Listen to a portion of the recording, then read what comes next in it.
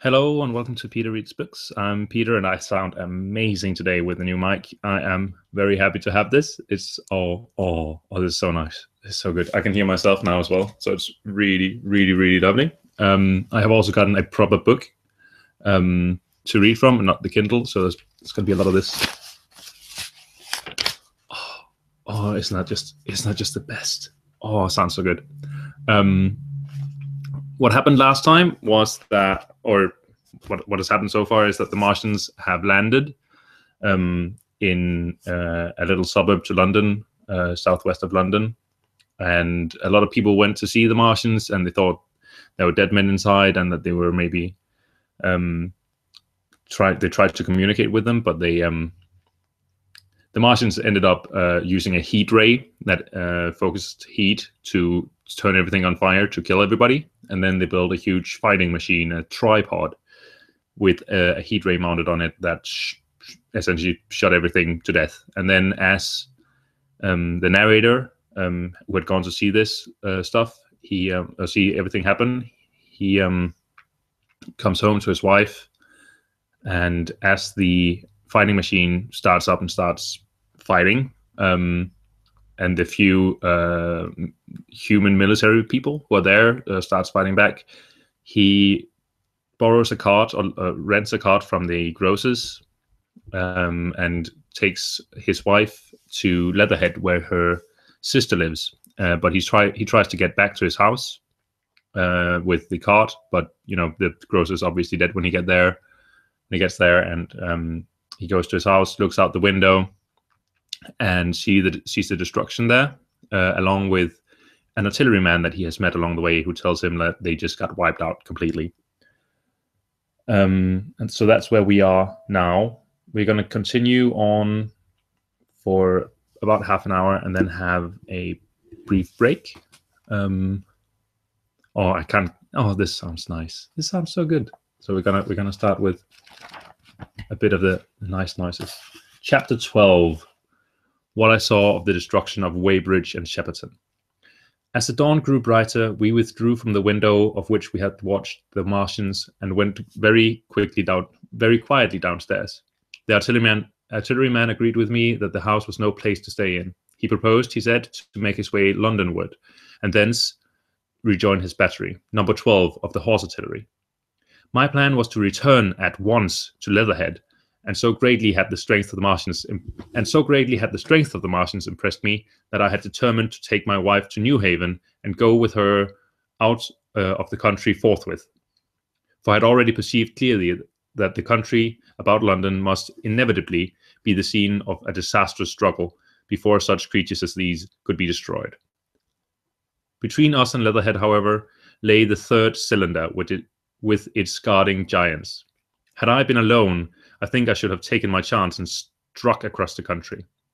But the artilleryman dissuaded me. It's no kindness to the right sort of wife, he said, to make her a widow. And in the end, I agreed to go with him under cover of the woods northward as far as Street Cobham before I parted with him. Thence I would make a big detour to Epsom to reach Leatherhead. I should have started at once, but my companion had been in active service, and he knew better than that. He made me ransack the house for a flask, which he filled with whiskey, and we lined every available pocket with packets of biscuits and slices of meat. Then we crept out of the house and ran, as quickly as we could, down the ill-made road by which I had come overnight. The houses seemed deserted. In the road lay a group of 3 charred bodies close together, struck dead by the heat ray, and here and there were things that people had dropped, a clock, slipper, a silver spoon, and the like poor valuables. At the corner, turning out up towards the post office, a little cart filled with boxes and furniture and horseless heeled over on a broken wheel. A cash box had been hastily smashed open and thrown under the debris. Except the lodge at the orphanage, which was still on fire, none of the houses had suffered very greatly here. The heat ray had shaved the chimney tops and passed. Yet, save ourselves, there did not seem to be a single living soul on Maybury Hill. The majority of the inhabitants had escaped, I suppose, by way of the old Woking road, the road I had taken when I drove to Leatherhead, or they had hidden. We went down the lane by the body of the man in black, sodden now from the overnight hail, and broke into the woods at the foot of the hill. We pushed through these towards the railway without meeting a soul. The woods across the line were but the scarred and blackened ruins of woods. For the most part, the trees had fallen, but a certain proportion still stood, dismal grey stems with dark brown foliage instead of green. On our side, the fire had done no more than scorch the nearer trees. It had failed to secure its footing. In one place, the woodmen had been at work on Saturday. Trees, felled and freshly trimmed, lay in a clearing with heaps of sawdust by the sawing machine and its engine. Hard by was a temporary hut, deserted. There was not a breath of wind this morning, and everything was strangely still. Even the birds were hushed, and as we hurried along, I and the artilleryman talked in whispers and looked now and again over our shoulders. Once or twice we stopped to listen. After a time we drew near the road, and as we did so, we heard the clatter of hoofs and saw through the tree stems 3 cavalry soldiers riding slowly towards Woking. We hailed them, and they halted while we hurried towards them. There was a lieutenant and a couple of privates of the 8th Hussars with a stand like a theodolite, which the artilleryman told me was a heliograph. A heliograph, I should probably say, is a signaling device with a mirror that you can use to signal over battlefields. "You are the first men I've seen coming this way this morning," said the lieutenant. "What's brewing?" His voice and face were eager. The men behind him stared curiously. The artilleryman jumped down the bank into the road and saluted. "Gun destroyed last night, sir. Have been in hiding. Trying to rejoin battery, sir. You'll come inside of the Martians, I expect, about half a mile along this road." "What the dickens are they like?" asked the lieutenant. "Giants in armor, sir. 100 feet high.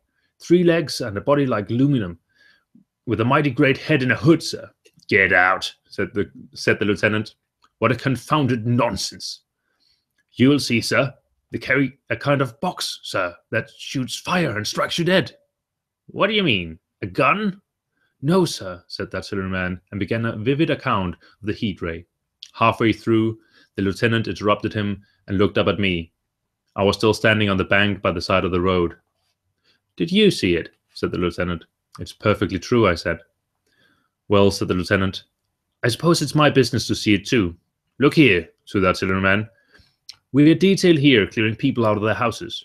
You'd better go along and report yourself to Brigadier General Marvin and tell him all you know. He's at Weybridge. Know the way?" "I do," I said, and he turned his horse southward again. "Half a mile, you say?" "At most," I answered, and pointed over the treetops southward. He thanked me and rode on, and we saw them no more. Further along, we came upon a group of 3 women and 2 children in the road, busy clearing out a labourer's cottage. They had got hold of a little hand truck and were piling it up with unclean-looking bundles and shabby furniture. They were all too assiduously engaged to talk to us as we passed. By Byfleet Station, we emerged from the pine trees and found the country calm and peaceful under the morning sunlight. We were far beyond the range of the heat ray there, and had it not been for the silent desertion of some of the houses, the stirring movement of packing in others, and the knot of soldiers standing on the bridge over the railway and staring down the line towards Woking, the day would have seemed very like any other Sunday. Several farm wagons and carts were moving creakily along the road to Addlestone, and suddenly through the gate of a field we saw across the stretch of flat meadow 6 12-pounders standing neatly at equal distances pointing towards Woking. The gunners stood by the guns waiting, and the ammunition wagons were at a businesslike distance. The men stood almost as if under inspection. "That's good," said I. "They'll get one fair shot at any rate." The artilleryman hesitated at the gate. "I shall go on," he said. Further on towards Weybridge, just over the bridge, there were a number of men in white fatigue jackets throwing up a long rampart, and more guns behind. "It's bows and arrows against the lightning, anyhow," said the artilleryman. "They haven't seen that fire beam yet." The officers who were not actively engaged stood and stared over the treetops southwestward, and the men digging would stop every now and again to stare in the same direction. Byfleet was in a tumult. people packing cars, some of them dismounted, some on horseback, were hunting them about. 3 or 4 black government wagons with crosses in white circles and an old omnibus, among other vehicles, were being loaded in the village street. There were scores of people, most of them sufficiently sabbatical to have assumed their best clothes. The soldiers were having the greatest difficulty in making them realize the gravity of their position. We saw one shriveled old fellow with a huge box and a score or more of flower pots containing orchids, angrily expostulating with the corporal who would leave them behind. I stopped and gripped his arm. "Do you know what's over there?" I said, pointing at the pine tubs that had hit the Martians. "Eh?" he said, turning. "I was explaining. These is valuable." "Death!" I shouted. "Death is coming! Death!" And leaving him to digest that if he could, I hurried on after the artilleryman. At the corner, I looked back. The soldier had left him, and he was still standing by his box with the pots of orchids on the lid of it, and staring vaguely over the trees. No one in Weybridge could tell us where the headquarters were established. The whole place was in such a confusion as I had never seen in any town before. Carts, carriages everywhere, the most astonishing miscellany of conveyances and horseflesh. The respectable inhabitants of the place, men in golf and boating costumes, wives prettily dressed, were packing, riverside loafers energetically helping, children excited, and, for the most part, highly delighted at this astonishing variation of their Sunday experiences. In the midst of it all, the worthy Wicker was pluckily holding an early celebration, and his bell was jangling out above the excitement. I and the artilleryman, seated on the step of the drinking fountain, made a very passable meal upon what we had brought with us. Patrols of soldiers, here no longer hussars, but grenadiers in white, were warning people to move now or to take refuge in their cellars as soon as the firing began.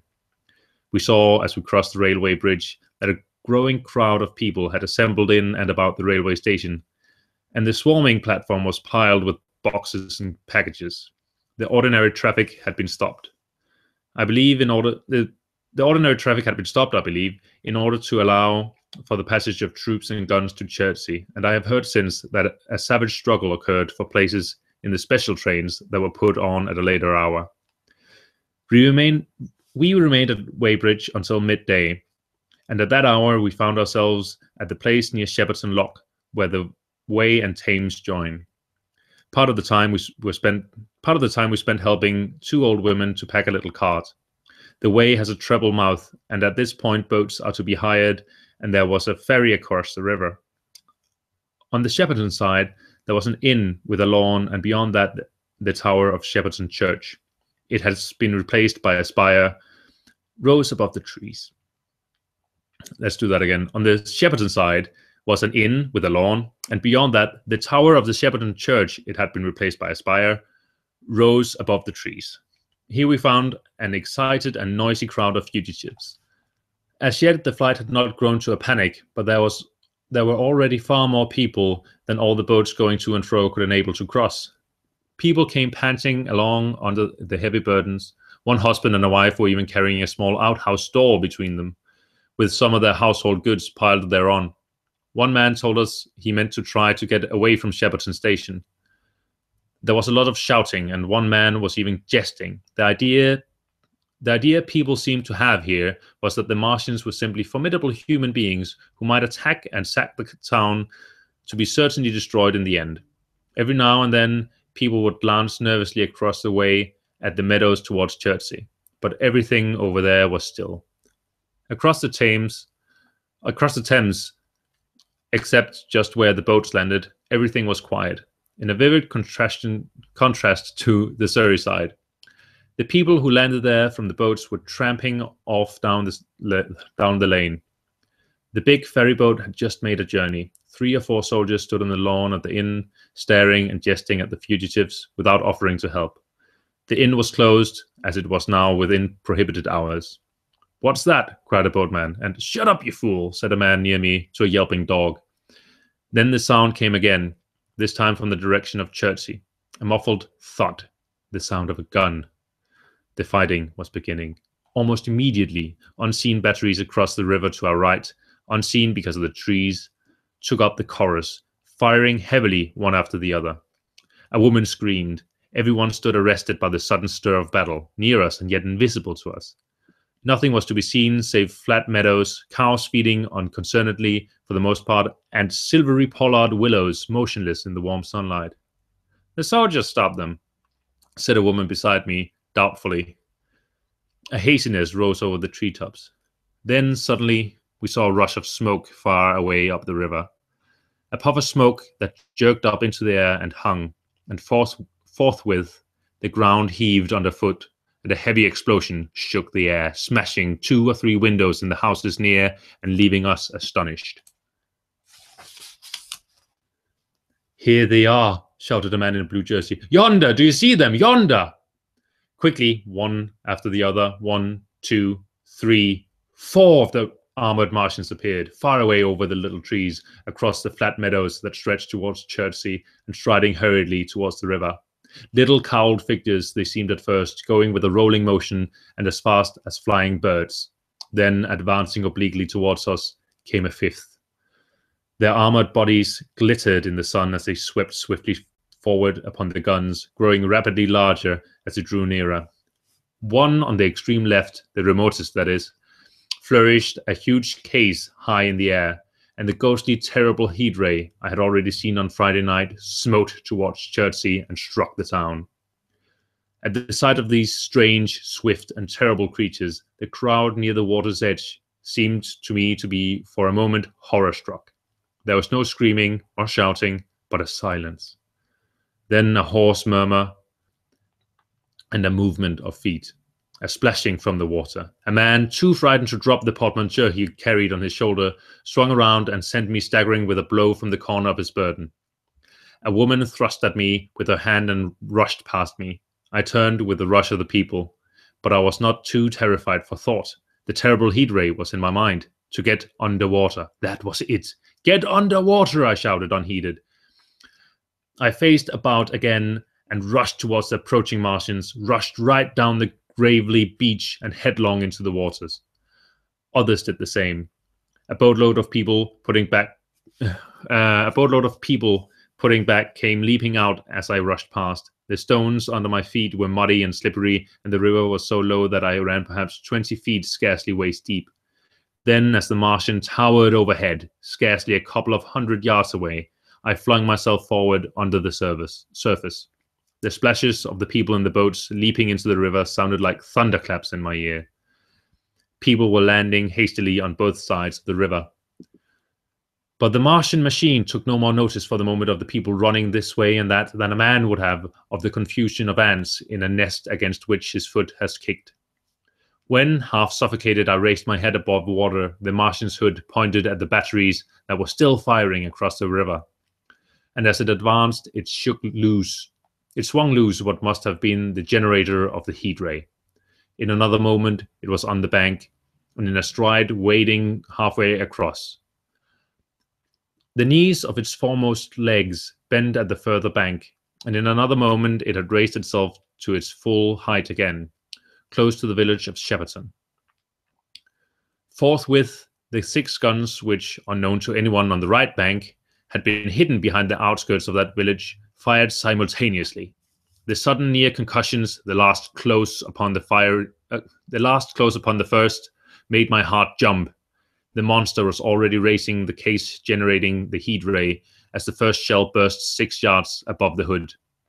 I gave a cry of astonishment. I saw and thought nothing of the other 4 Martian monsters. My attention was riveted upon the nearer incident. Simultaneously, 2 other shells burst in the air near the body as the hood twisted around in time to receive, but not in time to dodge, the 4th shell. The shell burst clean in the face of the thing. The hood bulged, flashed, and was whirled off in a dozen tattered fragments of red flesh and glittering metal. "Hit!" shouted I, with something between a scream and a cheer. I heard answering shouts from the people in the water about me. I could have leaped out of the water with that momentary exultation.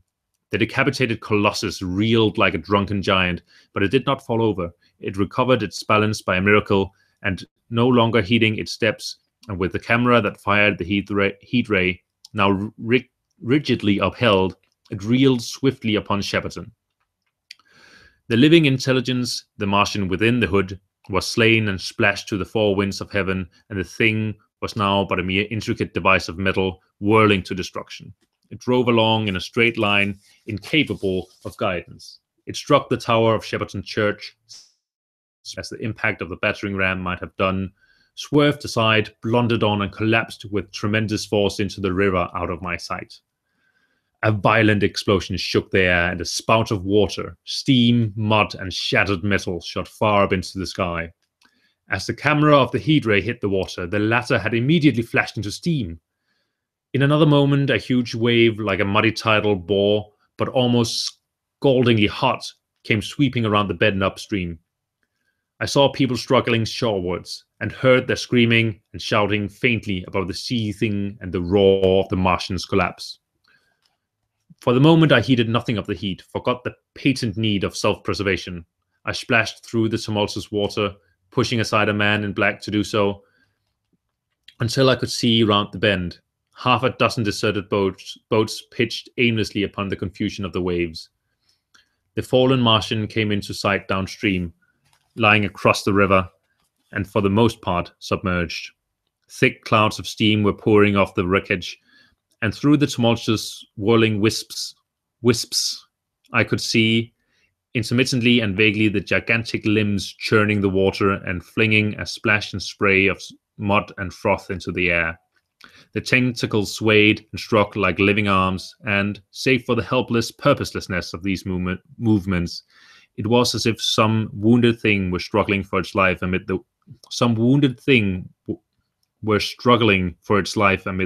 waves. Enormous quantities of a ruddy brown fluid were spurting up in noisy jets out of the machine. My attention was diverted from this death flurry by a furious yelling, like that of the thing called a...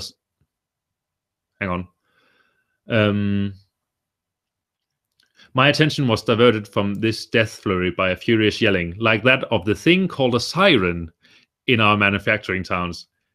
That confused me a bit, that one. A man knee-deep in the near towing path shouted inaudibly to me and pointed.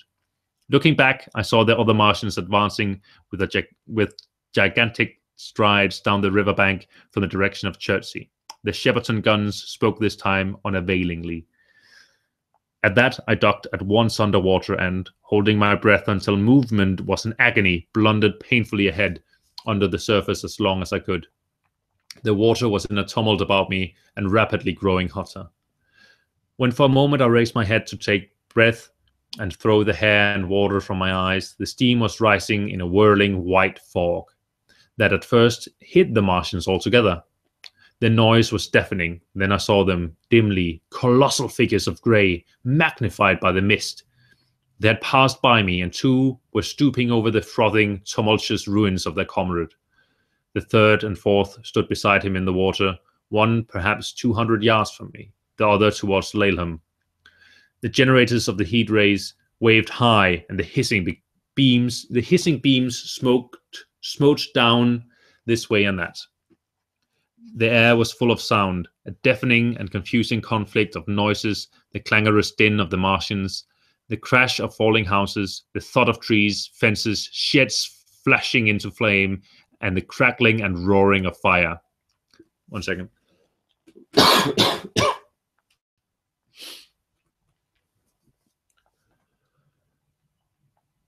Dense black smoke was leaping up to mingle with the steam from the river, and as the heat ray went to and fro over Weybridge, its impact was marked by flashes of incandescent white that gave place at once to smoky dance of lurid flames.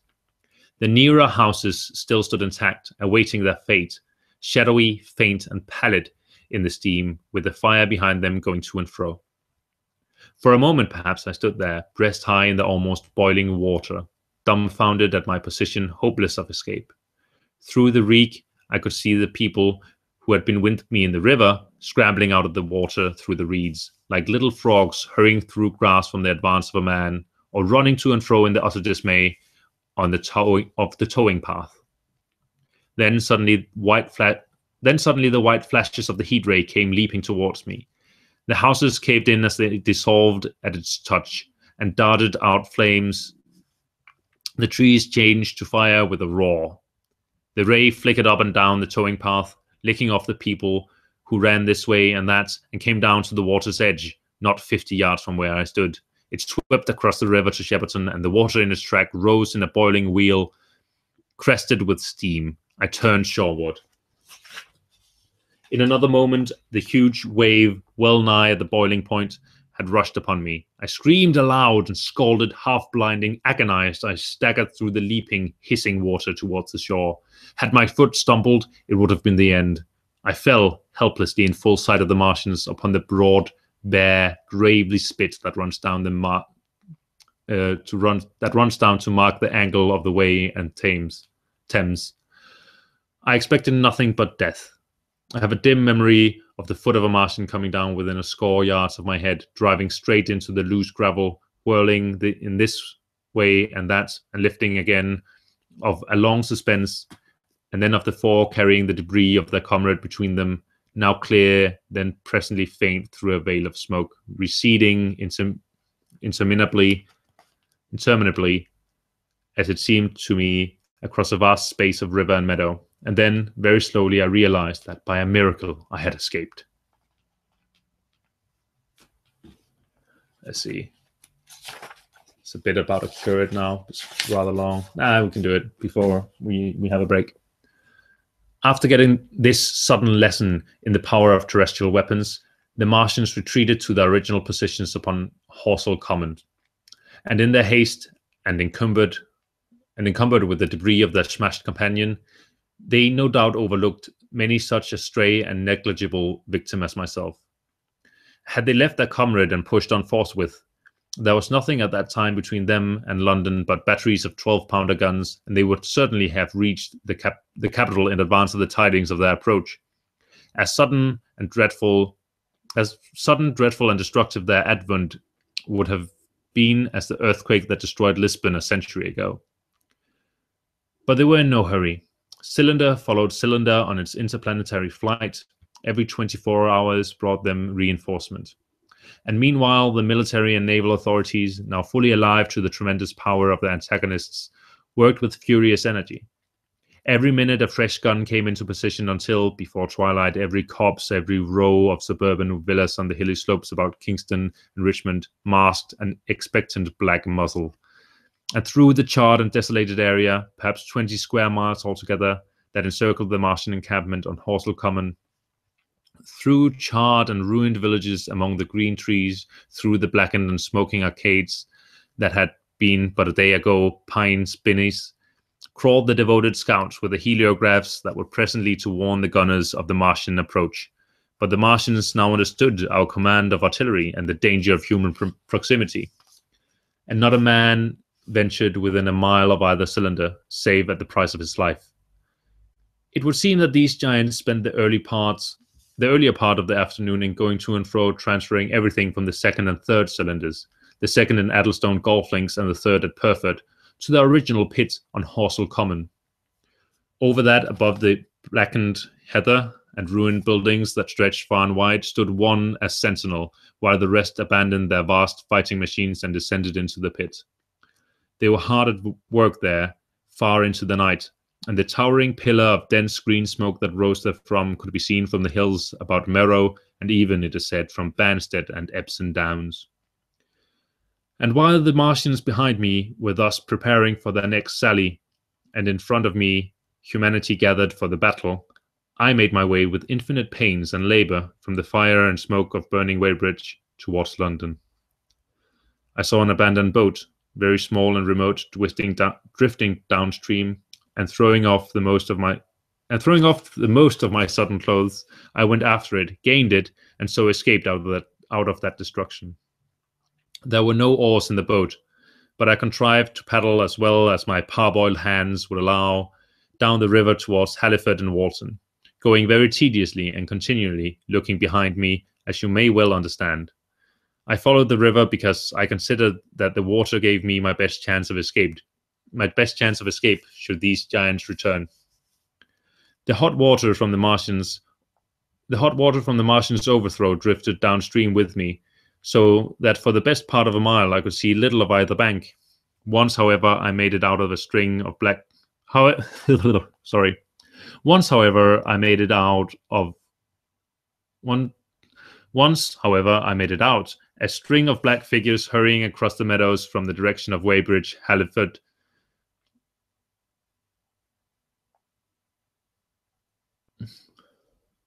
That doesn't make any sense. He sees some black figures. It's a weird way to say I see black figures. Also, because why would you need to say you saw black figures just in one single sentence without saying anything about it? Strange. Halliford, it seemed, was deserted, and several of the houses facing the river were on fire. It was strange to see the place quite tranquil, quite desolate under the hot blue sky, with the smoke and the little threads of flame going straight up into the heat of the afternoon. Never before had I seen houses burning without the accompaniment of an obstructive crowd. A little further on the dry reeds up the bank was smoking and glowing, and a line of fire inland was marching steadily across the late field of hay. For a long time I drifted, so painfully and weary was I after the violence I had been through, and so intense the heat upon the water. Then my fears got the better of me again, and I resumed my paddling. The sun scorched my bare back. At last, as the bridge at Walton was coming into sight round the bend, my fever and faintness overcame my fears, and I landed in the Middlesex bank and lay down, deadly sick, amid the long grass. I suppose the time was then about 4 or 5 o'clock. I got up presently, walked perhaps half a mile without meeting a soul, and then lay down again in the shadow of a hedge. I seem to remember talking wonderingly to myself during that last spurt. I was also very thirsty and bitterly regretful that I had drunk no more water. It is a curious thing that I felt angry with my wife. I cannot account for it, but my impotent desire to reach Leatherhead worried me excessively. I do not clearly remember the arrival of the curate, so that probably I dozed. I became aware of him as a seated figure in his soot-smudged shirt sleeves, and with his upturned, clean-shaven face staring at a faint flickering that danced over the sky. The sky was what is called a mackerel sky, rows and rows of faint down plumes of clouds, just tinted with the midsummer sunset. I sat up, and at the rustle of my motion, he looked at me quickly. "Have you any water?" I asked abruptly. He shook his head. "You've been asking for water for the last hour," he said. For a moment we were silent, taking stock of each other. I dare say he found me a strange enough figure, naked save for my water-soaked trousers and socks, scalded, and my face and shoulders blackened by the smoke. His face was a fair weakness, but his chin retreated, and his hair lay in crisp, almost flaxen curls on his low forehead. His eyes were rather large, pale blue, and blankly staring. He spoke abruptly, looking vacantly away from me. "What does it mean?" he said. "What do these things mean?" I stared at him and made no answer. He extended a thin white hand and spoke in an almost complaining tone. "Why are these things permitted? What sins have we done? The morning service was over. I was walking through the roads to clear my brain for the afternoon, and then fire, earthquake, death, as if it was Sodom and Gomorrah. All of our work undone, all the work. What are these Martians?" "What are we?" I answered, clearing my throat. He gripped his knees and turned to look at me again. For half a minute, perhaps, he stared silently. "I was walking through the roads to clear my brain," he said, "and suddenly fire, earthquake, death." He relapsed into silence, with his chin now sunken almost to his knees. Presently, he began waving his hand. "All the work, all the Sunday schools. What have we done? What has Weybridge done? Everything gone, everything destroyed. The church, we built it only 3 years ago. Gone, swept out of existence. Why?" Another pause, and he broke out again like one demented. "The smoke of her burning goeth up for ever and ever," he shouted. His eyes flamed, and he pointed a lean finger in the direction of Weybridge. By this time, I was beginning to take his measure. The tremendous tragedy in which he had been involved, it was evident he was a fugitive from Weybridge, had driven him to the very verge of his reason. "Are we far from Sunbury?" I asked in a matter-of-fact tone. "What are we to do?" he asked. "Are these creatures everywhere? Has the earth been given over to them? Are we far from Sunbury?" "Only this morning I officiated at early celebration." "Things have changed," I said quietly. "You must keep your head. There is still hope." "Hope?" "Yes, plentiful hope for all this destruction." I began to explain my view of our position. He listened at first, but as I went on, the dawning interest in his eyes gave a place to the former stare, and his regard wandered from me. "This must be the beginning of the end," he said, interrupting me. "The end!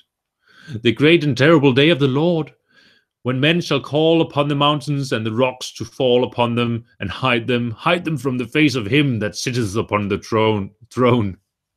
I began to understand the position. I ceased my labored reasoning, struggled to my feet, and, standing over him, laid my hand on his shoulder. "Be a man," said I. "You are scared out of your wits. What good is religion if it collapses under calamity? Think of what earthquakes and floods, wars and volcanoes have done before to men. Did you think God had exempted Weybridge? He's not an insurance agent, man." For a time he sat in blank silence. "But how can we escape?" he asked suddenly. "They are invulnerable. They are pitiless." "Neither the one nor perhaps the other," I answered. "And the mightier they are, the more sane and wary we should be. One of them was killed yonder not 3 hours ago." "Killed?" he said, staring about him. "How can God's ministers be killed?" "I saw it happen," I proceeded to tell him. "We have chanced to come in for the thick of it," said I, "and that is all." "What is that flicker in the sky?" he asked abruptly. I told him it was the heliograph signaling, that it was the sign of human help and effort in the sky. "We are in the midst of it," said I, "quiet as it is. That flicker in the sky tells of the gathering storm. Yonder, I take it, are the Martians, and Londonward, where those hills rise about Richmond and Kingston, and the trees give cover. Earthworks are being thrown up and guns are being placed. Presently the Martians will be coming this way again." And even as I spoke, he sprang to his feet and stopped me by a gesture. "Listen," he said. From beyond the low hills across the water came the dull resonance of distant guns and a remote, weird crying. Then everything was still. A cockchafer came droning over the hedge and past us. High in the west, a crescent moon hung faint and pale above the smoke of Weybridge and Shepperton, and the hot, still splendor of the sunset. "We had better follow this path," I said, "northward." And we're going to have a brief break, and we're going to do a single chapter, I think, more, maybe two. So in 5 minutes, 3 past, so 43, 8:43, we're going to continue.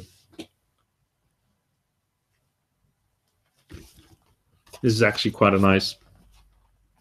There are bits that are really weird about this. Like he adds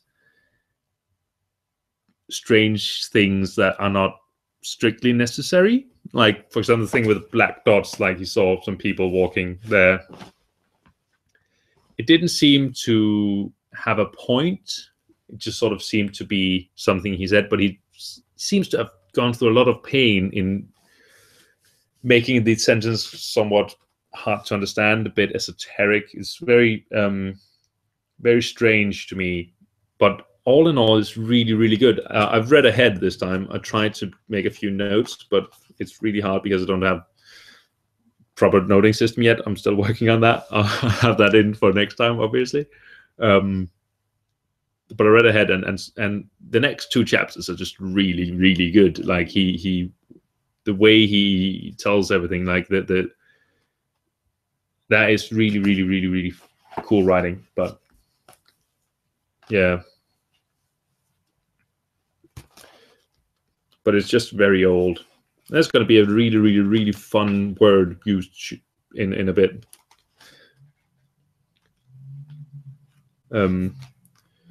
which I giggled at because I'm a child. I'm a man child. That's me, not doing anything. That's what I like doing, giggling at stupid sentences. Is the sound too loud? No. Can you hear me here? Can you hear me here? I think you can. I'm just going to sit here. It's going to be fine. I made kombucha. I didn't make kombucha. A friend of mine made kombucha.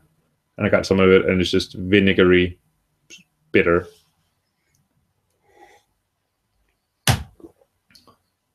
Sour as hell. But it's good. Now I have kombucha mushrooms, so I'm going to make kombucha soon. Just talking to pass the time.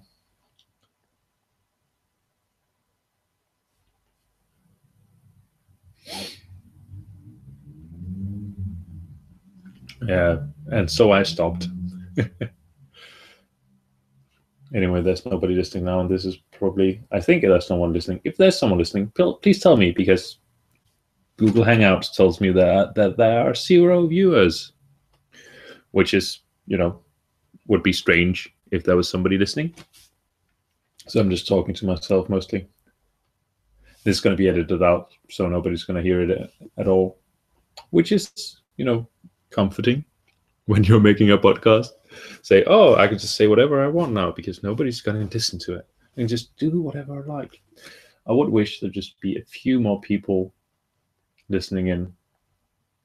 But, what can you do?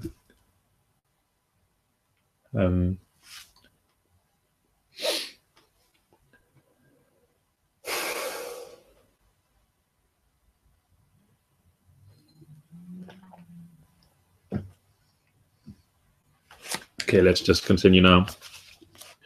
Chapter 14, in London. My younger brother was in London when the Martians fell at Woking. He was a medical student, working for an imminent examination, and he heard nothing of their arrival until Saturday morning. The morning papers on Saturday contained, in addition to lengthy special articles on the planet Mars, on life in the planets and so forth, a brief and vaguely worded telegram, all the more striking for its brevity. The Martians, alarmed by the approach of a crowd, had killed a number of people with a quick-firing gun, so the story ran. The telegram concluded with the words, formidable as they may seem to be, the Martians have not moved from the pit into which they have fallen. They have not moved from the pit into which they have fallen, and indeed seem incapable of doing so. Probably this is due to the relative strength of the Earth's gravitational energy. And on that last text, the leader writers expanded very comfortingly. Of course, all the students in the Crammers biology class to which my brother went that day were intensely interested, but there were no signs of any unusual excitement in the streets. The afternoon papers puffed scraps of news under big headlines. They had nothing to tell beyond the movements of troops about the common and the burning of the pine woods between Woking and Weybridge until 8. Then the St. James Gazette, in an extra special edition, announced the bare facts of the interruption of telegraphic communication. This was thought to be due to the falling of burning pine trees across the line. Nothing more of the fighting was known that night, the night my drive to Leatherhead and back. My brother felt no anxiety about us, as he knew from the description in the papers that the cylinder was a good 2 miles from my house. He made up his mind to run down that night to me in order to, as he says, to see the things before they were killed. He dispatched a telegram which never reached me about 4 o'clock and spent the evening at a music hall. In London, also on Saturday night, there were a thunderstorm, and my brother reached Waterloo in a cab. On the platform from which the midnight train usually starts, he learned, after some waiting, that an accident had prevented trains from reaching Woking that night. The nature of the accident he could not ascertain. Indeed, the railway authorities did not clearly know at that time. There was very little excitement in the station, as the officials, failing to realize that anything further than a breakdown between Byfleet and Woking Junction had occurred, were running by the... Let's do that again. There was very little excitement in the station, as the officials, failing to realize that anything further than a breakdown between Byfleet and Woking Junction had occurred, were running the theatre trains which usually passed through Woking, round by Virginia Water or Guildford. They were busy making the necessary arrangement to alter the route of the Southampton and Portsmouth Sunday League excursions. A nocturnal newspaper reporter, mistaking my brother for the traffic manager, to whom he bears a slight resemblance, that's nice to know, waylaid and tried to interview him. Few people, excepting the railway officials, connected the breakdown with the Martians. I have read in another account of these events that on Sunday all London was electrified by the news from Woking.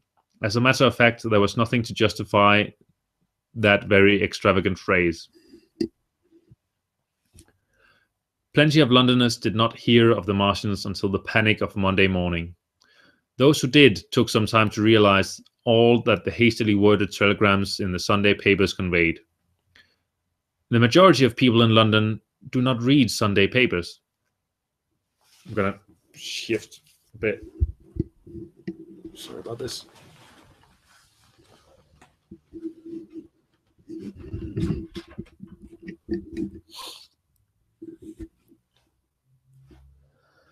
The habit of personal... That's too loud.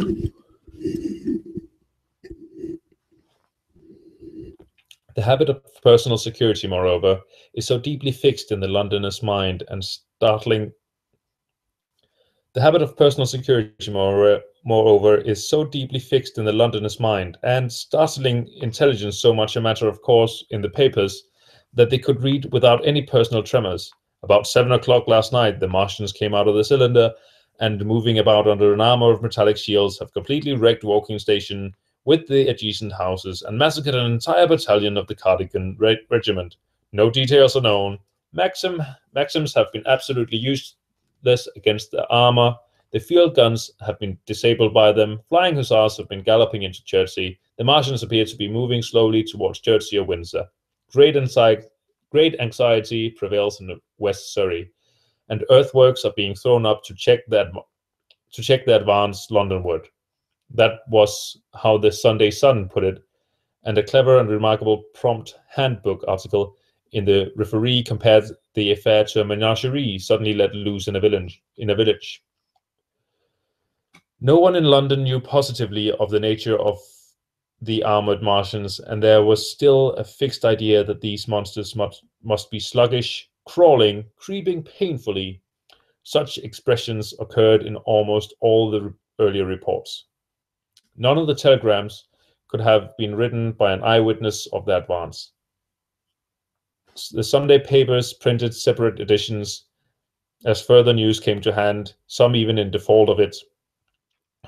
But there was practically nothing more to tell people until late in the afternoon, when the authorities gave the press agencies the news in their possession. It was stated that the people of Walton and Weybridge and all that district were pouring along the roads Londonwards, and that was all. My brother went to church at the Foundling Hospital in the morning, still in ignorance of what had happened on the previous night. There he heard allusions made to the invasion and a special prayer for peace. Coming out, he bought a Referee. He became alarmed at the news in this and went again to Waterloo Station to find out if communications were restored. The omnibuses, carriages, cyclists, and innumerable people walking in their best clothes seemed scarcely affected by the strange intelligence that the news vendors were disseminating. People were interested, or if alarmed only on account of the local residents. At the station he heard for the first time that the Windsor and Chertsey lines were now interrupted. The porters told him that several remarkable telegrams had been received in the morning from Byfleet and Chertsey stations, but that these had abruptly ceased. My brother could get very little precise detail out of them. There's fighting going on about Weybridge was the extent of their information. Is it a bit loud? I think it's a bit loud. I'm just going to turn it down a bit. Is that better? I think that's better. The train service was now very much disorganized. Quite a number of people who had been expecting friends from places on the southwestern network, were standing about the station. One grey-headed old gentleman came and abused the Southwestern Company bitterly to my brother. "It wants showing up," he said. 1 or 2 trains came in from Richmond, Putney, and Kingston, containing people who had gone out for a day's boating and found the locks closed, and a feeling of panic in the air. A man in blue and white blazer addressed my brother, full of strange tidings. "There's hosts of people driving into Kensington. Let's do that again. There's hosts of people driving into Kingston in traps and carts and things with boxes of valuables and all that," he said. "They come from Molesey, Weybridge, and Walton, and they say there's been guns heard at Chertsey, heavy firing, and that mounted soldiers have told them to get off at once because the Martians are coming. We heard guns firing at Hampton Court Station, but we thought it was thunder. What the dickens does it all mean? The Martians can't get out of their pit, can they?" My brother could not tell him. Afterwards, he found that the vague feeling of alarm had spread to the clients of the Underground Railway, and that the Sunday excursionists began to return from all over the southwestern lungs.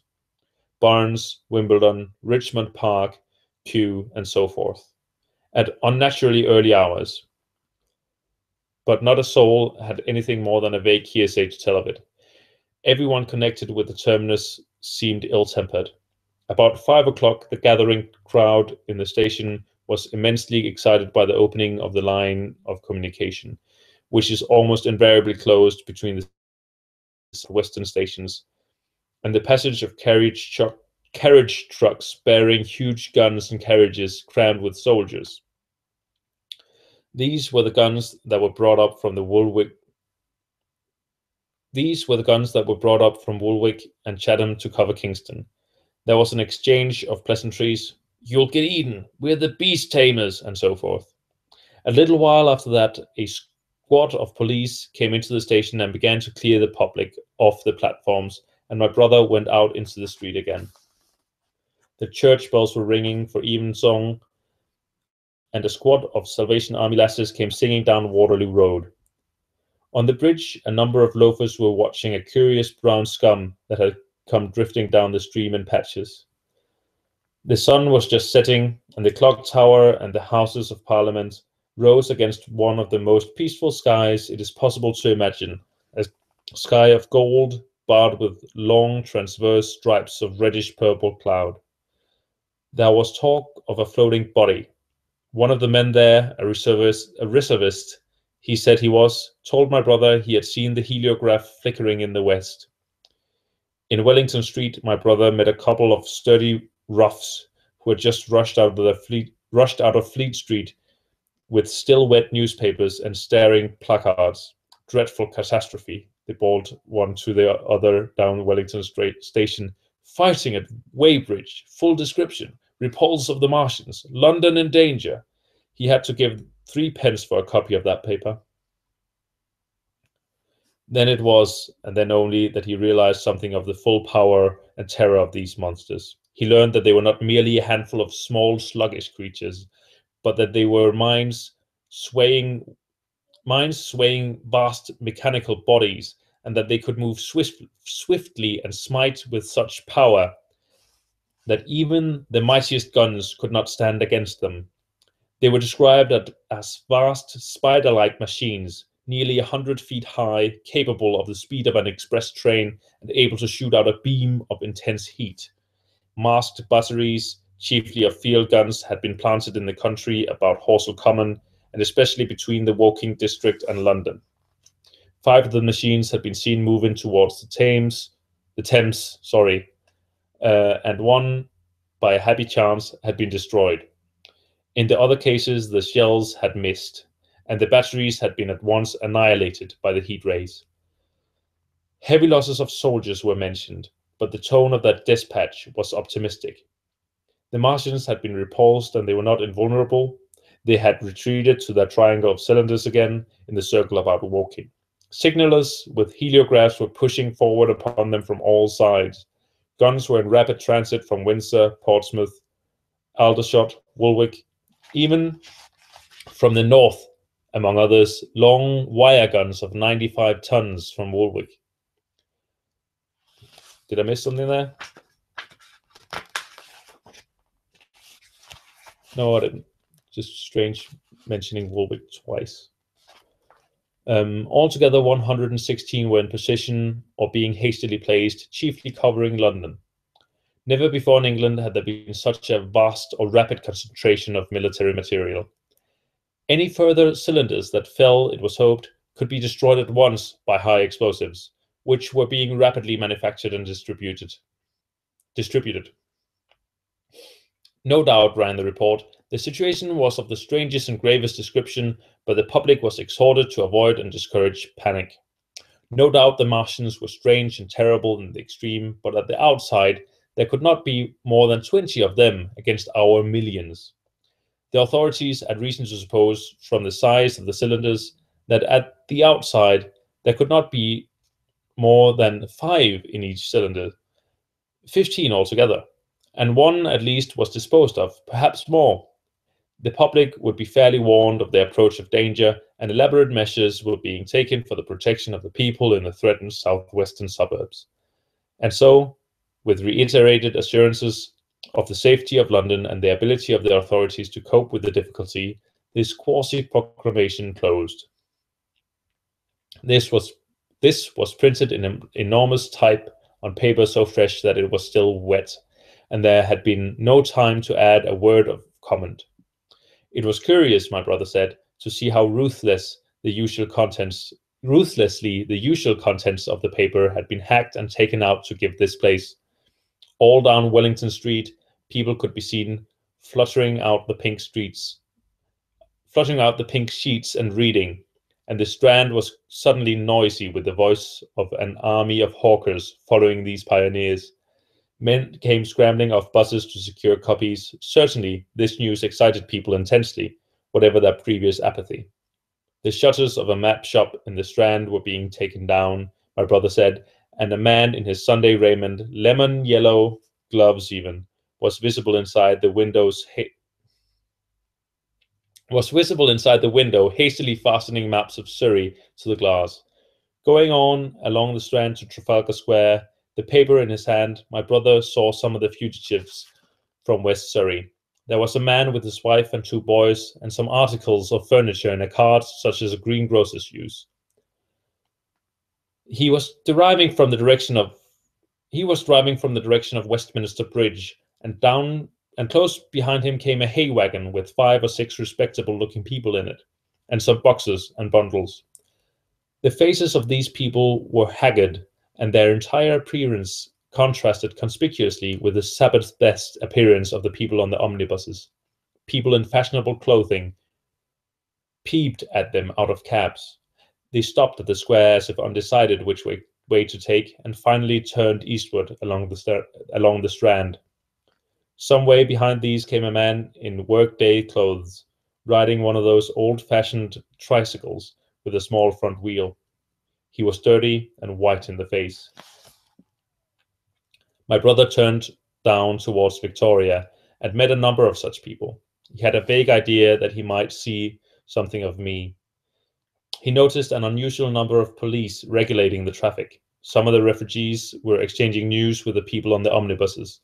One was professing to have seen the Martians. "Boilers on stilts, I tell you, striding along like men."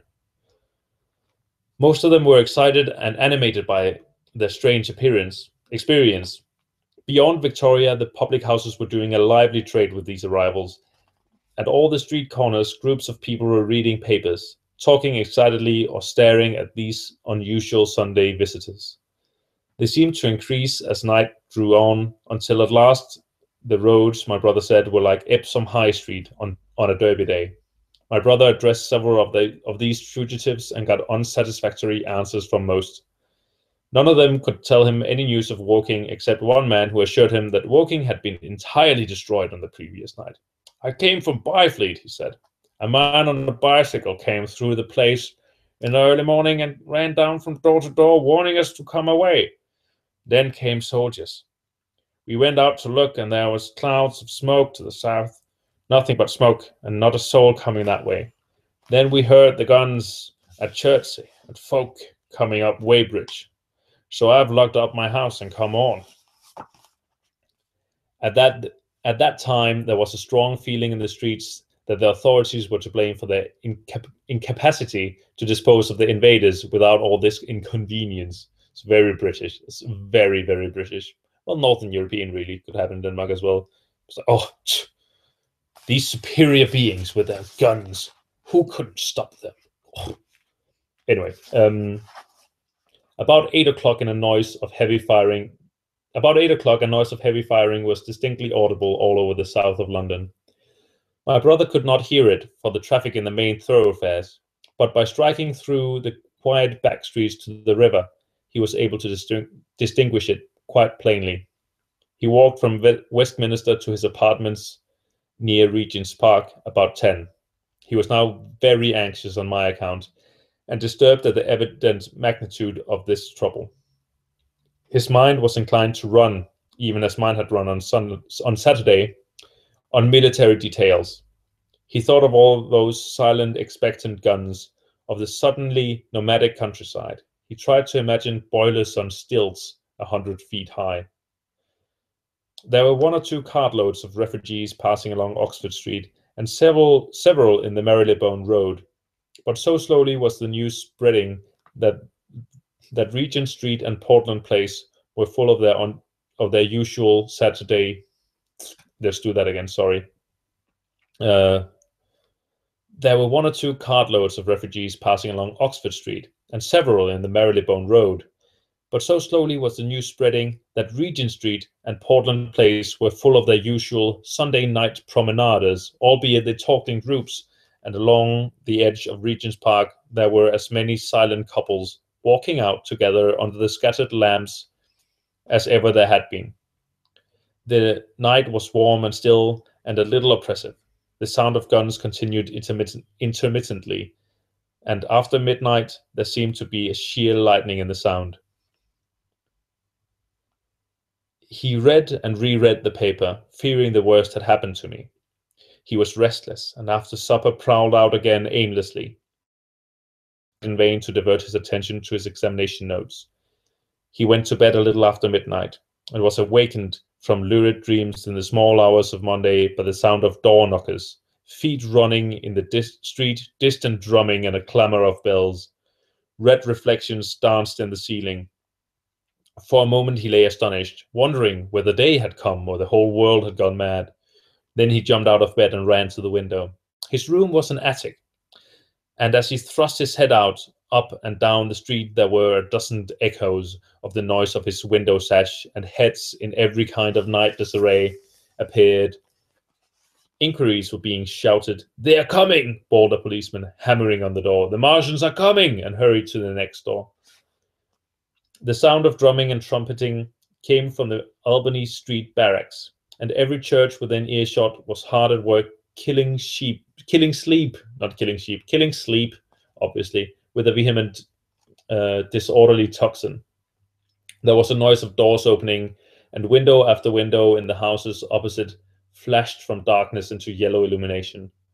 Up the street came galloping a closed carriage, bursting abruptly into noise at the corner, rising to a clattering climax under the window, and dying away slowly in the distance. Close on the rear of this came a couple of cabs, the forerunners of a long procession of flying vehicles, going for the most part to Chalk Farm Station, where the Northwestern special trains were loading up, instead of coming down the gradient into Euston. For a long time, my brother stared out of the window in blank astonishment, watching the policemen hammering at door after door and delivering their incomprehensible message. Then the door behind him opened, and the man who lodged across the landing came in, dressed only in his shirt, trousers, and slippers, his braces loose about his waist, his hair disordered from his pillow. "What the devil is it?" he asked. "A fire? What a devil of a row!" They both craned their heads out the window, straining to hear what the policemen were shouting. People were coming out of the side streets and standing in groups at the corners talking. "What the devil is it all about?" said my brother's fellow lodger. My brother answered him vaguely and began to dress, running with each garment to the window in order to miss nothing of the growing excitement. And presently, men selling unnaturally early newspapers came bawling into the streets. London in danger of suffocation. The Kingston and Richmond defences forced. Fearful massacres in the Thames Valley. And all about him, in the rooms below, in the houses on each side and across the road, and behind in the park terraces, and in the hundreds of other streets in that part of Marylebone, and the Westbourne Park district, and St. Pancras, and Westworth, and northwards in Kilburn, and St. John's Wood, and Hampstead, and eastward in Shoreditch, and Highbury, everywhere. What do you mean is everywhere? All over the place.